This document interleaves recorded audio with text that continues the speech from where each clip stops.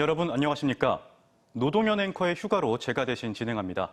첫 소식입니다. 국내 체류 중인 베트남인을 상대로 인터넷 도박 사이트를 운영하면서 거액을 챙긴 일당이 경찰에 붙잡혔습니다. SNS와 인터넷으로 사이트를 홍보했는데요. 주로 20, 30대 베트남 유학생과 이주 여성 등이 도박에 빠져서 수천만 원을 잃었습니다. 조혜영 기자입니다. 베트남 유학생 20대 A씨는 SNS에서 돈다발 사진과 함께 큰 돈을 벌 수 있다고 홍보하는 사이트 주소에 접속했습니다. 연결된 사이트는 불법 도박 사이트. 도박에 빠진 A씨는 대학교 등록금 등 수천만 원을 잃고 졸지에 불법 체류자 신분으로 도망 다니는 신세가 됐습니다. 주로 20, 30대 베트남인을 노려 65억 원 규모의 인터넷 도박 사이트를 운영한 이들이 경찰에 적발됐습니다. 이들은 대부분 대학생 등 청년들로 SNS와 인터넷을 이용해 사이트를 홍보하며 참여자를 모집했습니다. 또 도박 수익금을 포함해 국내에 있는 베트남인이 송금을 의뢰한 200억 원 상당을 베트남 현지로 전달하는 일명 환치기까지 한 것으로 확인됐습니다. 한국에 시집온 베트남 이주 여성부터 유학생과 노동자까지 도박에 참여한 이들은 수백만 원에서 수천만 원까지 탕진했습니다. 도박 사이트가 자기들 지인들끼리 알게 되면서 이루어졌기 때문에 먼저 학생들한테 퍼지고 그다음에 그 귀화 주부, 노동자들한테 순차적으로 이렇게 퍼졌던 것 같습니다. 생활비를 모두 탕진한 이들은 대부분 불법 체류자 신세로 전락했습니다. 대전경찰청 마약범죄수사대는 도박공간 개설 등 혐의로 베트남 국적 22살 A씨 등 7명을 구속하고 6명을 불구속 입건했습니다. 또 불법 인터넷 도박에 참여한 28명도 붙잡아 조사하고 있습니다. TJB 조혜원입니다. 대전의 한 대학에서 베트남 유학생들의 코로나19 연쇄 감염이 확산하고 있습니다. 대덕구의 한 대학에 유학 온 베트남 출신 학생 5명이 양성 판정을 받았으며 한 학생의 아들도 확진됐습니다.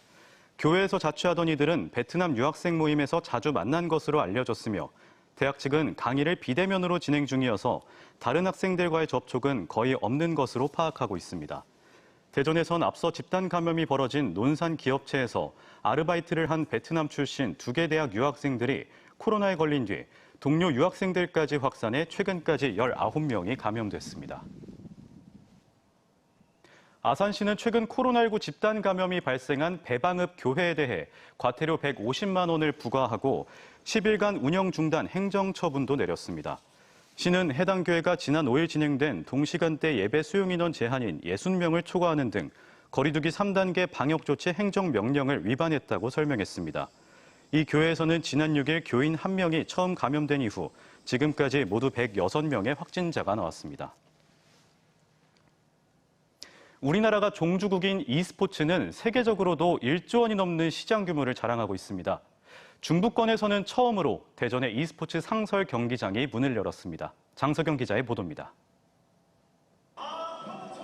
무대와 좌석이 자동으로 움직이는 500석 규모의 가변형 원형 경기장에서 허태정 대전시장 등 내빈들이 불꽃 튀기는 게임을 펼칩니다. 한치의 양보 없이 긴장감마저 감도는 경기. 관객들은 4개의 초대형 스크린을 통해 흥미진진하게 경기를 지켜보며 응원합니다. 1993년 대전 엑스포를 치른 뒤 이렇다 한 쓸모를 찾지 못해 방치됐던 대전 엑스포 과학공원 내 첨단 과학관이 e스포츠 상설 경기장으로 탈바꿈해 문을 열었습니다.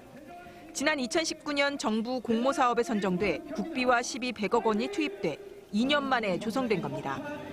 주 경기장은 물론 보조 경기장과 선수 대기실, 교육장도 갖추고 있으며 일반 시민들이 게임을 체험할 수 있는 공간도 꾸며질 예정입니다. 실제로 이 e스포츠 경기장에서 많이 다양한 게임 행사들도 많이 열려서 저희 동호회분들과도 즐길 수 있는 기회가 많이 생겼으면 좋겠고 우리나라가 종주국인 e스포츠의 세계 시장 규모는 1조 원이 넘습니다. 내년에 열리는 항저우 아시안게임에서 공식 종목으로 채택될 만큼 시장 가능성은 무궁무진합니다. 대전의 e스포츠 경기장은 부산과 광주에 이어 중부권에서는 최초로 문을 여는 것으로 벌써부터 관심이 많습니다.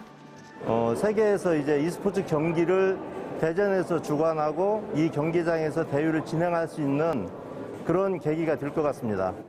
e스포츠의 메카를 노리는 대전은 앞으로 지역 아마추어 상설리그와 군 장병 대회 등을 개최해 e스포츠를 생활 문화로 정착시킬 계획입니다.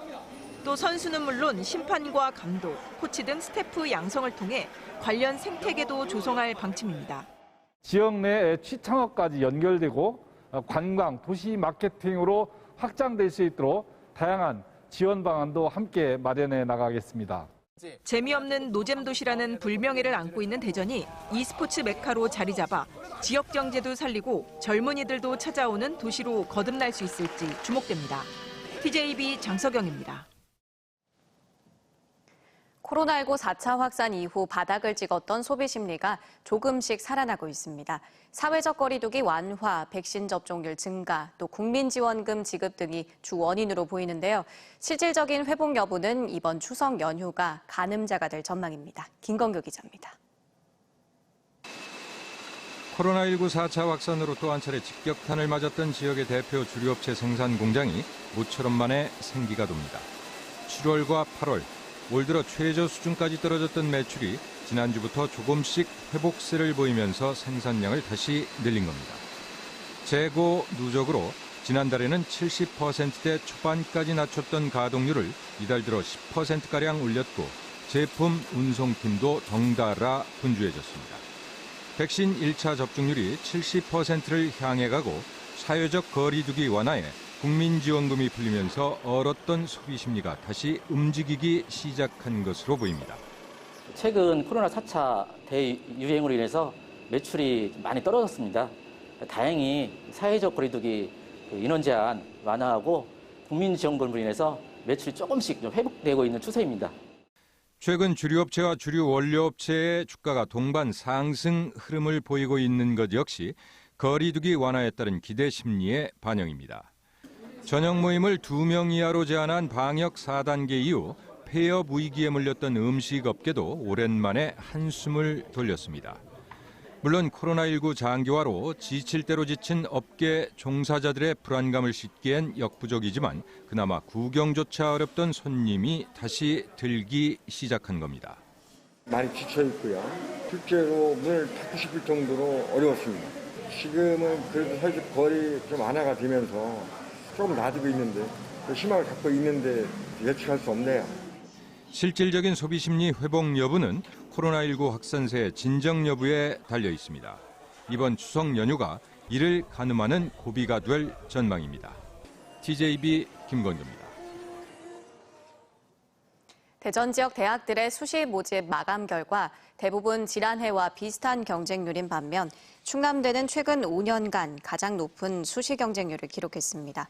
충남대는 지난해보다 1.07% 높은 9.35대 1의 경쟁률을 보였으며 공공안전학과가 37.17대 1로 가장 높았습니다.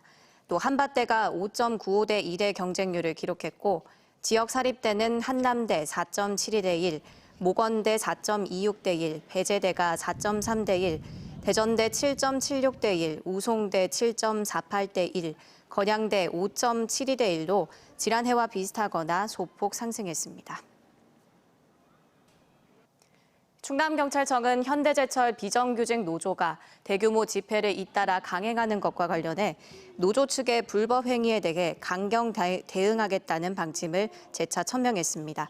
경찰은 그동안의 시위 진행 과정에서 노조원들이 감염병 예방법 위반, 업무방해 등 범죄 행위 여부를 확인 중이며 노조가 예고한 4차 집회에서는 경찰력과 장비를 동원해 차벽을 설치하고 사전 집합을 차단하는 등 현장 조치에 나설 계획이라고 밝혔습니다. 대전과 충남은 지난해 10월 혁신도시로 지정됐지만 공공기관 이전이 이루어지지 않아서 지역의 실망감만 커지고 있는데요. 정부와 국가균형발전위원회, 청와대가 서로 책임을 미루는 가운데 빠르면 다음 달 공공기관 추가 이전에 대한 언급이 있을 거란 전망이 나와서 관심을 모으고 있습니다. 서울방송센터 김성민 기자입니다. 지난 7월 대전을 방문한 김부겸 국무총리는 조만간 국가균형발전위원회에서 공공기관 이전을 결의하고 대통령 재가를 거쳐 정부 입장을 최종 발표하겠다고 밝혔습니다. 하지만 희망 고문은 여전히 진행 중입니다. 김사열 국가균형발전위원장도 정무적 판단으로 공공기관 지방 이전 논의가 늦어진다고 밝힌 가운데 최근 국회 대정부 질문에서도 논란이 이어졌습니다. 대전 충남은 지난 16년 동안 혁신도시에서 제외돼서 많은 불이익을 당했습니다. 상대적으로. 특별한 배려가 필요하고 문재인 정권 내에서 이 문제를 매듭져 주시길 바랍니다.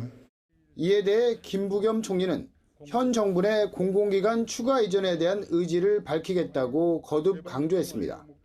특히 원도심과 연계한 대전 역세권과 연축지구 혁신도시를 언급하며 논의가 빠른 시일 내에 마무리될 것임을 시사하기도 했습니다. 구도심의 재생하고 이걸 갖다가 한번 엮어서 해보자라는 그런 좋은 제안도 해주셨기 때문에 하여튼 저희들이 조만간 거기에 대한 저희 정부들의 의지와 방향에 대해서는 분명히 밝히도록 하겠습니다. 이와 함께 최근 국회 예결위 회의에서 다음 달 열리는 대통령과 전국광역단체장 협의회에서 이 문제가 주요 의제로 떠오를 수도 있다는 가능성도 언급했습니다. 공공기관 지방 이전에 대한 기대감이 다시 커지고 있지만 단순히 표를 얻기 위한 내년 대선용으로 전락할 거란 우려는 여전합니다. 현 정부 임기가 8개월 남짓 남았지만 균형위는 구체적인 안을 다듬으라는 청와대 지시에 따라 초안을 다시 만들고 있습니다. 이번엔 정부 약속을 믿어도 되는지 아니면 실망감이 더 커질지는 정부의 균형 발전 의지에 달려 있습니다. TJB 김성민입니다.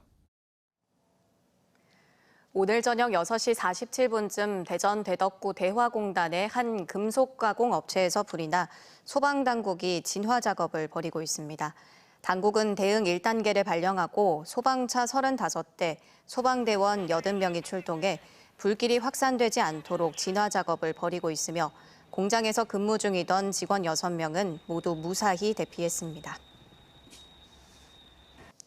공주시는 올해 무령왕릉 발굴 50주년과 갱이강국 선포 1500주년을 맞아 무령왕이 안장된 날인 오는 18일 공산성 회전교차로에 동상을 건립기로 했습니다. 시민 성금으로 건립된 동상은 무령왕이 중국으로 갱이강국 선언 국서를 보내는 모습으로 9.5m 높이에 회전할 수 있도록 만들어졌습니다. 동상은 10월부터 이듬해 4월까지는 공주 원도심을 바라보고 5월부터 8월까지는 교류가 활발했던 중국 쪽을, 9월에는 고구려를 향해 갱이강국을 선포한 북쪽을 향할 예정입니다. 충남도 내 문화예술인들의 수입이 코로나19 이후 절반 가까이 줄었고 이로 인해 병원마저 찾지 못하는 경우도 있는 걸로 나타났습니다. 충남 여성정책개발원이 도내 문화예술인 963명을 대상으로 설문한 결과 코로나19 이후 1년 수입은 평균 1,258만 원으로 이전에 비해 54% 수준에 그쳤고 응답자의 34.5%는 부족한 수입을 메우기 위해 아르바이트를 한다고 밝혔습니다.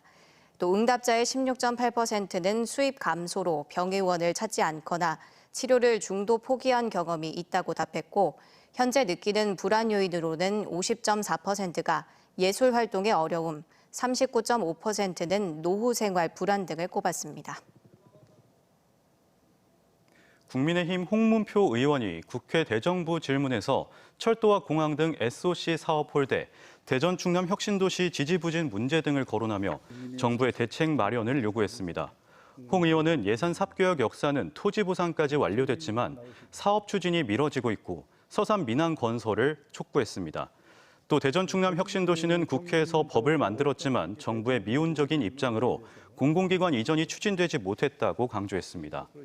김부겸 총리는 앞으로 충청권 SOC를 더욱더 세심하게 살피겠고 혁신도시 공공기관 이전에서 대전 충남이 소외되지 않도록 하겠다고 답변했습니다. 코로나19 악재 속에서 충남도가 도내 4개 시군에 17개 기업을 유치하는 성과를 올렸습니다. 충남도와 홍성군 등 4개 시군은 치과용 임플란트 업체인 오스템 임플란트를 비롯한 17개 기업과 천안, 홍성 등 4개 시군 30여만 제곱미터에 투자하는 것을 내용으로 하는 협약을 체결했습니다.